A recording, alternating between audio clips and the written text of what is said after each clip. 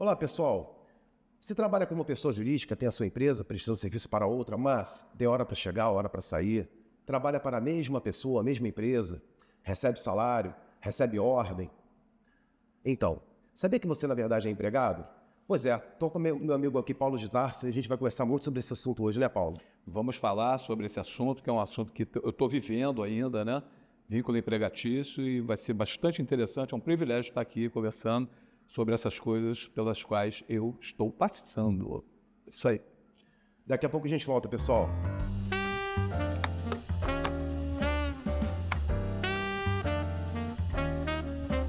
Advocacia em 3D. O direito sem filtro.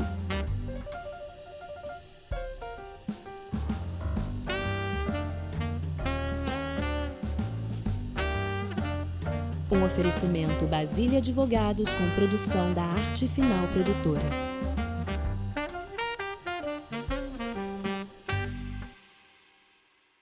Meu amigo Paulinho de Tarso, prazer ter você aqui. É uma pessoa que eu já conheço há muitos anos.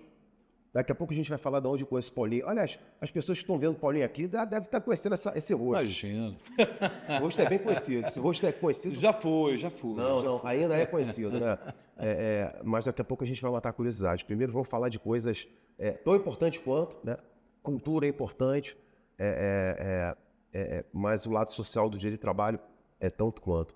Paulinho, você trabalhou como pessoa jurídica para uma empresa. E aí, como pessoa jurídica, você tinha um contrato, na verdade, um contrato de trabalho, né? E como é que era esse contrato de trabalho? É um contrato muito en passant, né, Ricardo? Um contrato assim bastante, digamos assim, que termo que eu vou usar? Fuleiro? Qualquer coisa assim, né? Eu considero uma fraude, né? Porque era um contrato que não rezava coisas que realmente a gente estava executando. No decorrer, foram 8 anos trabalhando para essa empresa, né? Sim. Que era uma empresa terceirizada por uma outra grande empresa, no lugar da grande empresa, e chegava segunda-feira, só saía sábado, quer dizer, todos os dias, tinha um coordenador, tinha um horário, eu tinha metas, missões, recebia ordens, né? Apesar de a gente trabalhar ali num contexto completamente artístico, porque eu trabalhava em broadcasting da televisão, com produção de novela. Então, tudo isso acontecia e, no final das contas, eu não tinha hora extra, eu não tinha folga, eu não tinha férias. Foram 8 anos trabalhando lá sem férias. Você imagina uma coisa dessa? Eu imagino. Você sabe que essas empresas de televisão têm essas peculiaridades. Elas contratam empresas terceirizadas, que contratam pessoas físicas, através de pessoas jurídicas, para prestarem serviço para essas empresas televisoras, né? Como se fossem empresas, mas não são. Por quê? Porque você, por exemplo, se você tivesse indisposto, acordei indisposto, você poderia se fazer substituir por outra pessoa? Pois é. Não, né? Não, Claro que tem não, todo esse né? aspecto, né? Você recebe salário, né? Sim, Não, uma pessoa jurídica não recebe salário, recebe prolabore. prolabore. Pois é. Você tinha horário para cumprir. Você não poderia faltar a hora que quisesse. Não. Por exemplo, esse escritório de advocacia aqui é meu. Se eu não quiser vir trabalhar, eu não venho. Ontem, por exemplo, eu estava indisposto, eu não vim. Sim. Eu não dei satisfação a ninguém. Quer dizer, até dei satisfação, porque, obviamente, quando o dono não vem, ele avisa, eu não vou, porque eu não estou passando uma massa, eu não tenho que apresentar um atestado médico, eu não tenho que... Enfim, eu não recebo falta, eu não sou descontado, mas eu acredito que se você ficasse faltando, você seria descontado de alguma coisa. Com Claro, certeza. né? Então você era empregado. Sim. Eu vou lhe mostrar uma coisa curiosa. Papel, uma moda antiga. Papel. Uma coisa que estão querendo destruir. E a gente vai chegar lá também nesse poder de destruição que está acontecendo no nosso país. O famoso papel. Artigo 3º da CLT. Artigo 3º, ó. Considera-se empregado toda pessoa física que prestar serviços de natureza não eventual. Não eventual, ou seja, você ia lá constantemente, tinha sua jornada de Com trabalho, regularidade, né? Com regularidade. A empregadora, ou seja, a emissora de TV, né? Sob a dependência deste mediante salário. Você tinha salário, não tinha? Sim. Então você era o quê? Empregado. Então seu contrato de pessoa jurídica era uma fraude, não era? Com certeza. Então você entrou na justiça para anular esse contrato de pessoa jurídica Sim. e pedir a declaração do seu vínculo de emprego. Vínculo E empregatício. aí, em sendo declarado seu vínculo de emprego, o que você tem? Todos os benefícios de empregado. Todos Ou os seja, retroativos. tudo. Tudo. Fundo de garantia, Tudo. pagamento de férias, As férias que eu não gozei. declaração, o recolhimento previdenciário, Sim.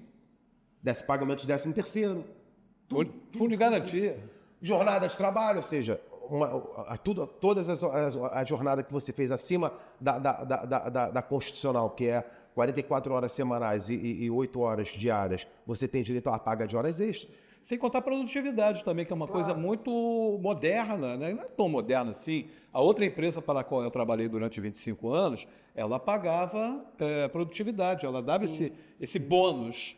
E o meu processo anterior, que a gente vai falar daqui a pouco, eu não reivindiquei, eu não reclamei de forma nenhuma nada que fosse igual a isso que a gente está conversando agora. Eu reclamei outras coisas que a gente depois conversa. Mas aí, Paulinho, nós temos um problema aqui no país. Nós temos um problema aqui no país. Nós temos supressão de poderes. Por exemplo, sabe quem tem o poder de mudar aquele artigo? Terceiro, que eu acabei de ler para você? O Congresso Nacional. Mas sabe quem está tentando mudar aquele artigo? Sei. O Supremo Tribunal Federal. Olha que coisa interessante. E você sabe quem está inerte, vendo tudo isso acontecer? A categoria. Os advogados trabalhistas. Os Categoria. advogados trabalhistas. Advogado trabalhista. Você está vendo tudo isso acontecer e está quietinho. Mas antes de eu entrar nesse tema um pouco polêmico, deixa eu te fazer uma pergunta aqui. Em que momento você começou a perceber que tinha alguma coisa errada no teu contrato de trabalho? Teve algum momento que você percebeu assim, cara, tem alguma coisa errada aqui no meu contrato de trabalho aqui, poxa, não tá legal, isso que está acontecendo aqui não tá batendo bem. Teve algum momento que você percebeu que não estava legal? Logo de cara. De cara, né? Eu tinha uma experiência trabalhista de 25 anos numa empresa que é considerada a maior empresa de broadcasting da América Latina. Então, esse conhecimento, e eu não cheguei um garoto na Record. E o que acontece? Eu já percebi que ali de cara, agora, botar um tempero na nossa conversa. E o medo de perder um emprego? Não tem como, né? Não tem como. Eu tenho família. E é uma regra, né? É para todos, né? Para todos. Ou você entra assim ou não entra, né? Mas era a conversa habitual nossa nos corredores, né? Almoçando, os pequenos momentos em que a gente tinha uma folguinha para conversar sobre isso, sobre aquilo, sobre o material do dia que a gente tinha que botar pronto, a gente conversava diretamente sobre isso. Pô, e agora, como é que faz? Entra, não entra? Não, se entrar, nós vamos perder o emprego. Então, como é que fica? O mercado... Ninguém entra. É uma regra do mercado, não é? É a regra do mercado. E quem faz alguma coisa contra? E outra coisa, quantos entram com ação? Nem todos entram com ação. Não, porque a maioria não entra com medo de as outras empresas do mercado tomarem conhecimento de que você acionou uma grande empresa de broadcasting no Brasil e que você não vai ter as portas abertas para uma possível entrada em outra empresa. Tudo isso né? E a constituição de provas sobre essas irregularidades? Como vocês constituem essas provas? Na realidade, a gente constituiu prova muito mais na base testemunhal, né? Sim. Do que outra coisa. Mas a gente tinha tabela, né? A gente angariou coisas físicas que a gente tinha ali no decorrer do nosso trabalho, dessa jornada de 8 anos, né? Dessa grande empresa, e apresentamos também. Agora vamos para a parte polêmica, que a gente estava falando aqui. Então, eu prometi para mim mesmo que eu ia... não vou polemizar tanto não, mas eu não consigo. Eu vou primeiro chamar um pequeno intervalo, porque eu tenho que ler um texto aqui um tanto quanto polêmico. Vamos chamar um intervalozinho. Daqui a pouco a gente volta, porque vai ser interessante. Daqui a pouco a gente volta. O que você quer mostrar em vídeo? Um produto? Um serviço? Sua marca?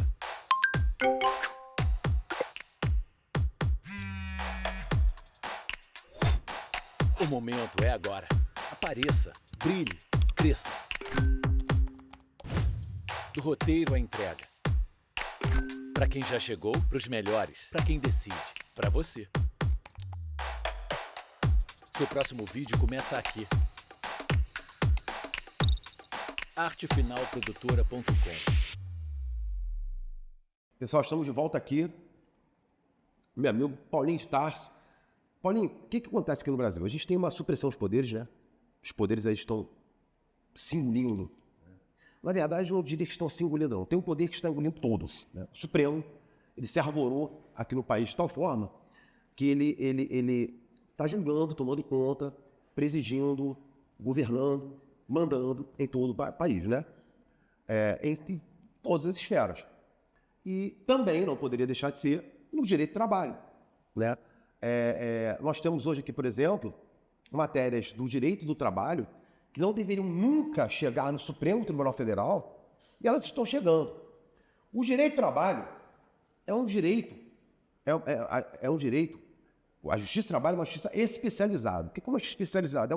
É uma justiça que ela tem peculiaridades que é totalmente diferente daquela que é do direito comum, do direito civil, de relações comuns de sociedade, né? É o direito protetivo do trabalhador, das relações de trabalho, de empregado e empregador. E, basicamente, os seus julgamentos deveriam parar no Tribunal Superior do Trabalho, que é um tribunal que eu tenho lá minhas críticas, hoje em dia, com a sua demora na entrega jurisdicional e tudo mais, mas ele deveria parar ali, que é a sua instância extraordinária, Tribunal Superior do Trabalho, Brasília, que a gente chama Brasília, Tribunal Superior do Trabalho. Entretanto, virou moda com essa composição que nós temos hoje no Supremo, que tudo quer julgar, tudo quer decidir, tudo quer mandar, tudo quer governar, tudo quer fazer, tudo quer prender, tudo quer acontecer, tudo. São os deuses do Olimpo. Eles agora também decidem tudo do direito do trabalho. Então agora eu estou fazendo uma comparação. Hoje, por exemplo, vou comparar o Tofinho, o Dias Toffoli, com a grande ministra Delaide Alves Miranda Arantes. Vou comparar o conhecimento trabalhista dele com o dela. Porque eles não querem decidir direito do trabalho. Então eu vou comparar o conhecimento trabalhista dele, porque eles querem decidir direito do trabalho. Né? O direito do trabalho deveria parar no TST, né, gente? Deveria parar no Tribunal Superior do Trabalho. Mas os caras lá do Supremo, eles querem decidir sobre o artigo 3º da CLT. Vocês estão entendendo, pessoal, o que está acontecendo? Ao invés dos processos pararem no TST, eles estão indo para o Supremo. Então o Tofinho, aquele camarada lá do Taiaiá, está envolvido lá com o camarada lá do... Como é que é, do... Vorcaro. Então, esse cara, ele está decidindo a vida do trabalhador, por exemplo, também. Então o Tofinho, ele foi indicado pelo Lula, ele não possui mestrado, ele não possui doutorado, teve uma carreira na universidade medíocre, ele não tem nenhuma obra jurídica de relevância nacional, ele foi reprovado 2 vezes em concursos para magistratura estadual, ele não conseguiu aprovação em nada. Tudo quanto é concurso que ele fez, ele foi reprovado. Tem nada, assim. Ele é famoso, na Operação Lava Jato, ele é o famoso amigo do amigo. As decisões dele contribuíram para desmontar uma das maiores operações de combate à corrupção na história do país. Ele é um cara controverso no Supremo Tribunal Federal. Enfim. Ele é um cara... Enfim. Que belo currículo, hein? É um belo currículo. E pelo que eu tentei buscar dentro da sua carreira como advogado que foi, não tem nenhuma passagem pela Justiça do Trabalho. Agora vamos à doutora Delaide Alves Miranda Arantes, que é a do Tribunal Superior do Trabalho. A Delaide, ela conhece a realidade do trabalho em sua dimensão mais concreta e humana. Por quê? Ela é mestra em Direito pela Universidade de Brasília. Ela possui formação específica em normas internacionais de trabalho pela Organização Internacional do Trabalho, OIT. Ela tem mais de 30 anos de exercício na advocacia trabalhista. Tá? Ela foi conselheira da OAB de Goiás e presidiu o Instituto Goiano de Direito do Trabalho. Ou seja, toda a vida dela, mais de 30 anos envolvida com direito do trabalho. Direito de trabalho, direito de trabalho. Ou seja, 30 anos lá, direito de trabalho, como eu, 28 anos, direito de trabalho, direito de trabalho, direito de trabalho, direito de trabalho, direito de trabalho. Foi escolhida para ocupar a vaga destinada à advocacia trabalhista pelo quinto constitucional. Direito de trabalho, direito de trabalho, direito de trabalho. Estou falando porque, como ele veio da formação da advocacia, eu também escolhi uma ministra que veio de formação da advocacia. Também, mas a vida inteira da advocacia. Né? Ouvidoria Geral do TST, mestrado, experiência prática, sólida, acadêmica, intelectual, relevante. Ou seja, ela decide no TST e o que ela decide no TST é rasgado por um cara que não tem nenhum conhecimento técnico no Supremo Tribunal Federal. Posso Você colocar? está entendendo? Agora sim. Isso que eu ia fazer agora. Vou jogar a bola para você. O que você acha disso? Eu acho assim, pô, explanou brilhantemente o horizonte e a situação real, né, dos dias de hoje nos tribunais, tanto no Supremo quanto no TST. O que acontece, né? Você falou de currículo, né? A gente falou assim, que belo currículo, né? É um belo currículo que é o anterior que você colocou muito bem aí, rasgando o outro currículo da doutora Adelaide. Que tem 30 anos de... O que eu vou dizer para vocês? Assim, eu estou aqui fazendo a minha parte. A minha parte aqui, eu sou o trabalhador. Então, eu tenho várias questões, né, que vêm a partir dessas premissas todas colocadas. Né? A primeira delas, né, todos os julgamentos que foram feitos e deram ganho de causa para os trabalhadores até a suspensão dos processos, como é que fica isso? Pois Quer dizer, os anteriores ganharam e os posteriores não vão ganhar? E aí, como é que Como fica? assim? E o empréstimo de provas, a jurisprudência, como é que fica essa história? Eu sou leigo, posso estar falando uma grande besteira aqui Então, no meio de advogados. E aí o TST vira o quê? Um mero despachante? Pois é. Isso que Então, para que serve o Tribunal Superior do Trabalho perante o Supremo Tribunal? os trabalhadores Federal, perguntam isso. E agora, como é que a gente vai Como é que ficar? a gente fica? E sabe o que mais me assusta? É porque assim, eu vivi uma época em que nós discutíamos súmulas do TST. E aí nós não tínhamos a menor preocupação que existia. Eu ainda vivi uma época que existia uma coisa no Brasil chamada segurança jurídica. E hoje não existe mais. Quando nós, por exemplo, existia, a súmula 331 do TST. Quando eu trabalhava, e eu trabalhei muito em cima dessa súmula, né, que foi derrubada pelo Supremo também, né, foi destruída pelo Supremo, que era a súmula da terceirização, e o Supremo acabou com a súmula 331.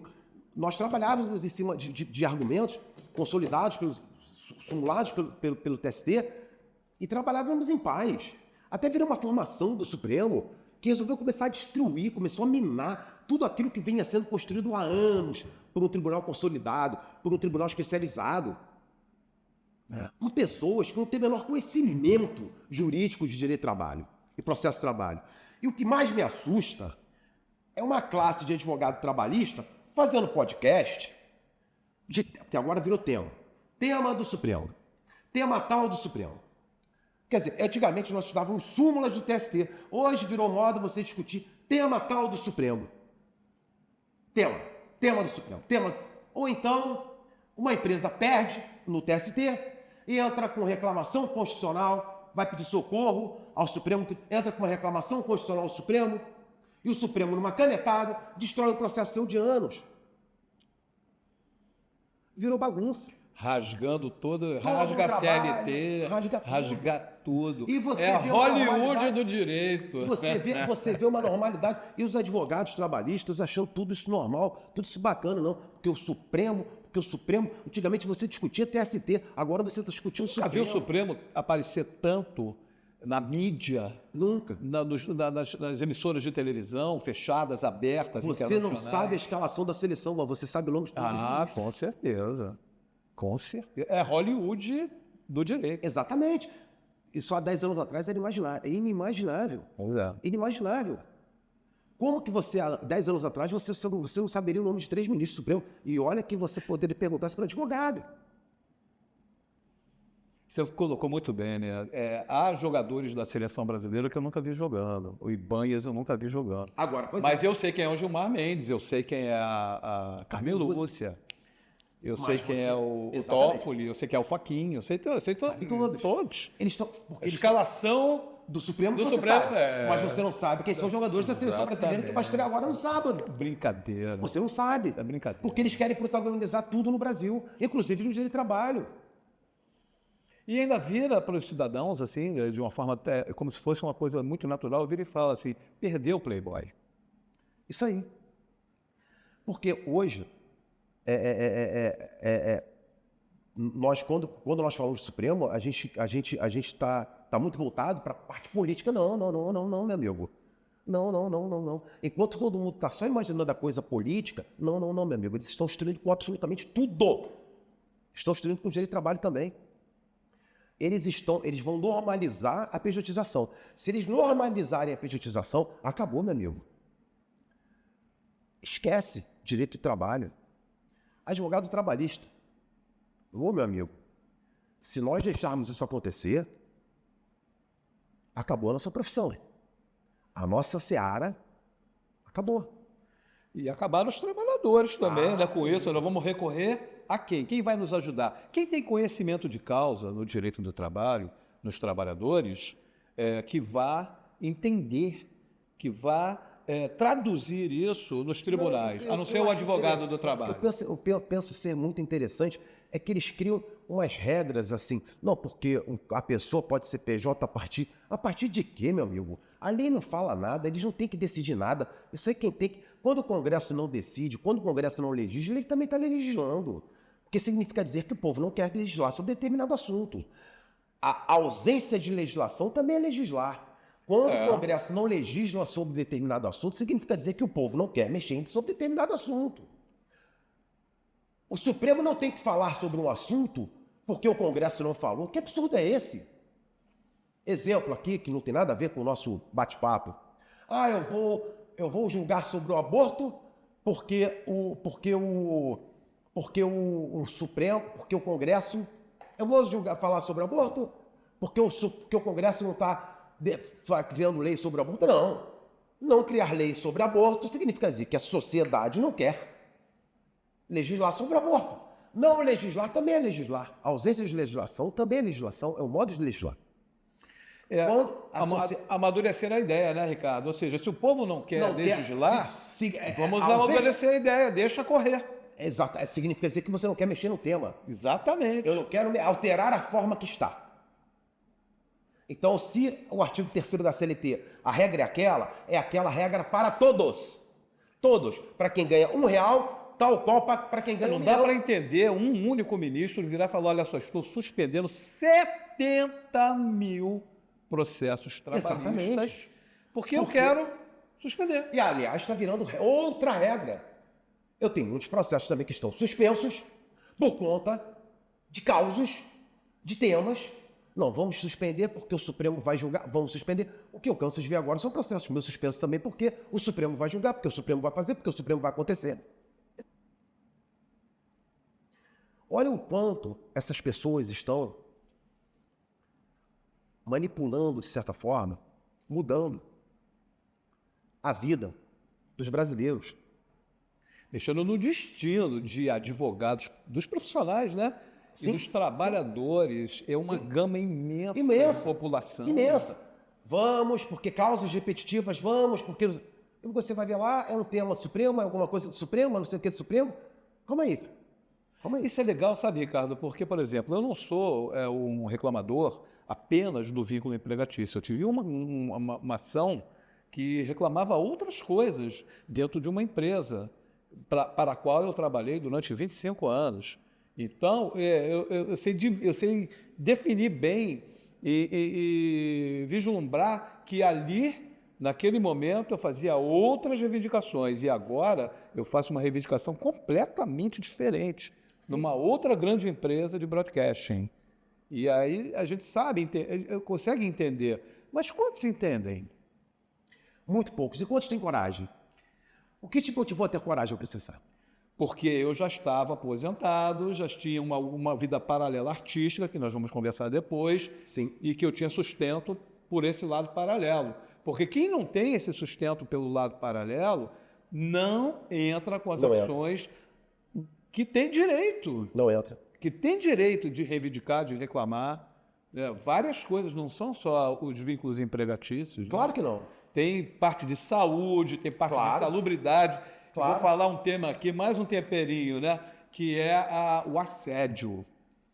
Tem um assédio moral? Assédio moral, Tem. ele governa as grandes empresas no Brasil. Sobretudo essas empresas televisivas, né? Eu entrei. Eles pensam que tudo pode, né? Eu entrei com assédio moral e o gozado foi que a pessoa que era o meu alvo de assédio moral, que era o meu chefe direto na época, né? Ele me ligou depois que nós dois fomos demitidos e ele me ligou pedindo testemunho. E eu falei, vem cá, meu querido, você me assediou durante 22 anos dentro da empresa para a qual eu trabalhei, e você está me pedindo testemunho agora? Então eu vou levar o teu conhecimento de que você, o teu nome, fulano de tal, Bereira da tal, está no meu processo como a pessoa que atuou em assédio moral contra mim. Ele, o quê? Exatamente isso que eu estou te falando, estou sendo honesto com você. Então, você não me peça testemunha porque eu não vou fazer. É muito gozado isso, eles têm uma... Então, você sabe que o assédio moral, essas empresas televisivas, assim, tem muito essa questão do brio, né? E, sobretudo quando as pessoas trabalham com artista, né? Engraçado isso, né? Se eu te contasse tudo que eu vi acontecer durante 25 anos de bastidores, entre uso abusivo de drogas, álcool e assédio, xingamentos, maus tratos, de todas as centrais de trabalho de execução. Incrível que eu vi, eu olhava assim. Isso é comum, né? Os sujeitos que ganhavam mais, que eram os mais abastados pela empresa, né? Esses, então, eu vi um estrangeiro que era um mestre da parte visual dessa grande empresa de televisão, ser chamado de alemão de merda na minha frente, né? Com toda a alta diretoria. Ele ser chamado de alemão de merda. De merda, eu te pago $50 mil por mês para você me apresentar este produto de merda. E assim foi, né? Eu vi isso acontecer na minha frente. E o cara ficar constrangido, porque tudo bem, né? O cara ganha $50 mil por mês, ele vai falar alguma coisa. E o empregado, que é o empregado mais subalterno, mais lá embaixo, que ele vai falar alguma coisa, ele vai ser tratado como lixo, como eu vi acontecer. Entendeu? Porque ou ele fica quietinho no canto dele, ou a família dele começa a correr risco. Ele tem que ficar, a esposa dele, 2, 3 filhos, mora no subúrbio, e tem que prezar por aquele salário ali, por mais que eles fossem corretos, e são até hoje. Esse alemão aí eu te confio de quem seja. Vamos deixar no ar. Cara, que isso. E ele nem alemão O nome pelo menos. É um país vizinho ali, né? Mas ele não é alemão. É um país que deve ter sido Além de ser um cara queridíssimo, né? Um cara maravilhoso, um cara muito bem casado. Todas as vezes que casou muito bem. Cara, eu vou fazer assim. Agora vamos falar um pouco do outro lado do Paulinho? Eita! Quem tá olhando pro Paulinho? Porque esse programa ele passou tão rápido que não deu tempo de eu falar. A gente vai ter que fazer outro programa, Paulinho. Você tá para fazer outro programa? Bom, bora, estamos dentro. Gente, eu vou ter que fazer outro programa, Paulinho, porque eu tenho que contar um outro lado do Paulinho para vocês. O Paulinho de Tarso, não sei se vocês lembram aqui, sobretudo a galera aí que tem um pouco mais de 30, eu fiz 25 no outro dia. Vocês lembram de uma banda chamada Banda Grafite? Tinha uma música muito boa, né? Mama Maria. Poderosíssima. Então, Paulinho, ele fez parte dessa banda e agora ele tá com uma banda. Como é que é? Times. Banda Times, né? Do Paulinho. E o Paulinho, como você tem se apresentado, você está se apresentando. Eu passei muito tempo. Faz um pouquinho agora do teu mexão aí, por favor, os teus arrobas. Mas a gente vai fazer outro programa e a gente vai falar um pouquinho disso aí, fazer um programa um pouco mais descontraído. Esse programa, a produção já está ali chamando a atenção. Acabou. A gente tem que fazer. Vamos deixar para outro programa então, que aí eu faço esse merchan, né, que é da Banda Times. Eu voltei a me apresentar, mas a gente fala mais disso no outro programa. Pô, gente, então olha só, gente, eu prometo para vocês, a gente vai fazer outro programa aqui. Esse programa a gente teve que falar um pouco dessa pejotização, eu acho que foi importante, chamar atenção para a galera, a gente tem que ficar atento com relação a isso. Aos meus colegas advogados trabalhistas, não podemos deixar que isso aconteça. Não podemos deixar a supressão dos poderes. O Supremo Tribunal Federal não legisla. Sociedade, por favor, fiquem atentos a isso. Tive aqui a presença honrosa do Paulinho de Tarso e vamos fazer outro programa assim. Merecemos. Pessoal, um abraço para todo mundo. Até a próxima. Valeu.